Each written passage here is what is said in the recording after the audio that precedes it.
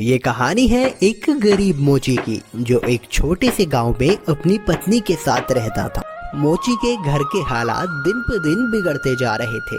घर में जो भी राशन था वो भी खत्म होता जा रहा था। ऐसे ही एक दिन मोची ने अपनी पत्नी से कहा, अब मुझे और यहाँ नहीं रहना। यहाँ ना तो कोई कमाई हो पा रही है और ना ही कोई काम मिलता है। अरे पड़ोस का गांव बहुत बड़ा है, अब मैं वहाँ जाकर अपना मोचीगिरी का काम करूँगा। कुछ दिन घर से दूर रह लूँगा, कम से कम घर का खर्चा चलाने लायक कमाई तो हो जाएगी वहाँ।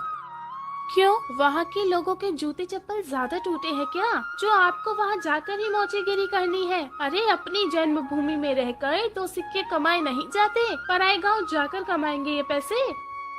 अगले दिन सुबह सुबह मोची चुपचाप अपने जूते चप्पल ठीक करने का सामान उठाकर दूसरे गांव की ओर निकल पड़ा। दोपहर होने तक वह पड़ोस के गांव माहुलबनी में पहुंच गया। हारा थका मोची जब माहुलबनी के बाजार में पहुंचा तो हैरान रह गया, क्योंकि वहां तो पहले से ही काफी मोची अपनी दुकान लगाए बैठे थे। अरे यहाँ तो पहले से ही इतने मोची अपनी दुकान लगाए बैठे हैं। ऐसे में मुझ अनजान मोची के पास ग्राहक कैसे आएगा? लगता है यहाँ से भी खाली हाथ ही जाना पड़ेगा मुझे। नहीं नहीं, खाली हाथ घर भी तो नहीं जा सकता। तभी मोची को ग्राहकों को अपने पास बुलाने की एक युक्ति सूझी।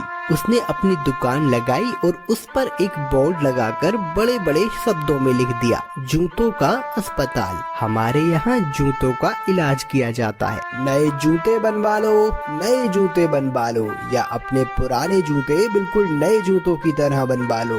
लोगों ने जब ये सब देखा तो उन्हें कुछ नया देखने को मिला। नए जूते बनवा लो, नए जूते बनवा लो, या अपने पुराने जूते बिल्कुल नए जूतों की तरह बनवा लो।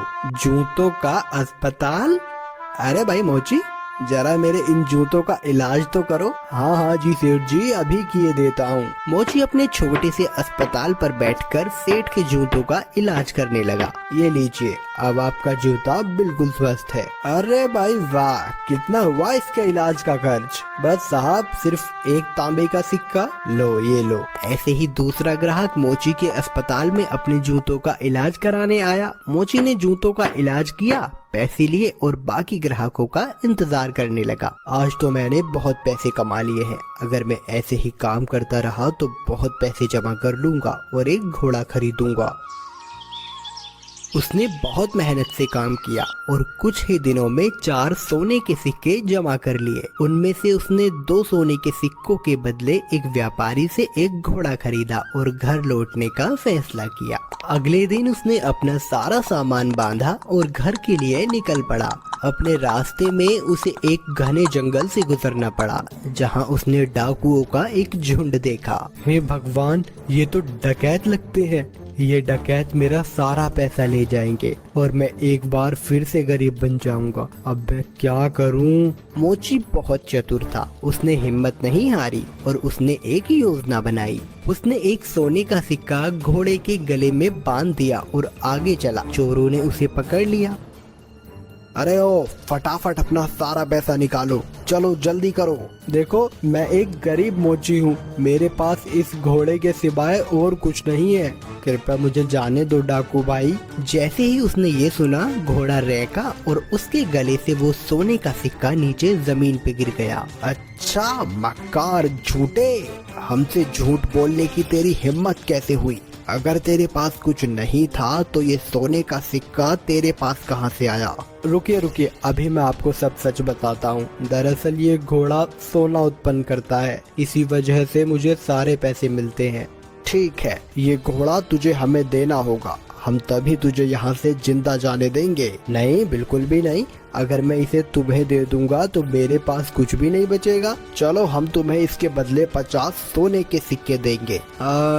ठीक है, पर एक बात का ध्यान रखना कि बारी बारी से अपने साथ इस घोड़े को रखना, वरना आखिर में तुम सब पैसे के लिए लड़ते ही रह जाओगे। मोची ने घोड़ा बेच दिया और घर लौट आया। वो बहुत खुश था कि उसे सोने के सिक्के मिले थे।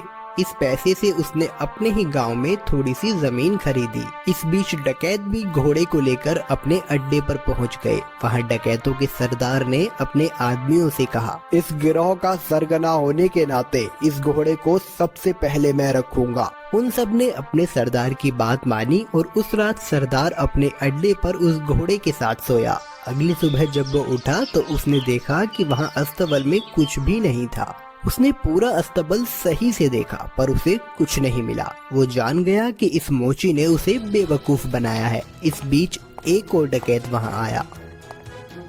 सरदार, आपको सोना मिला? हमें भी बताइए कि कितने सोने के सिक्के घोड़े ने उत्पन्न किए। तुम खुद ही ये पता लगा लोगे जब आज रात तुम खुद ही इस घोड़े को रखोगे। सरदार ने किसी से कुछ नहीं कहा क्योंकि वह अपने आप को बेवकूफ साबित नहीं होने देना चाहता था। एक एक करके सभी डकैतों ने घोड़े को अपने साथ रखा पर उनमें से किसी को कुछ नहीं मिला। वे सब समझ गए कि उन्हें बेवकूफ बनाया गया है।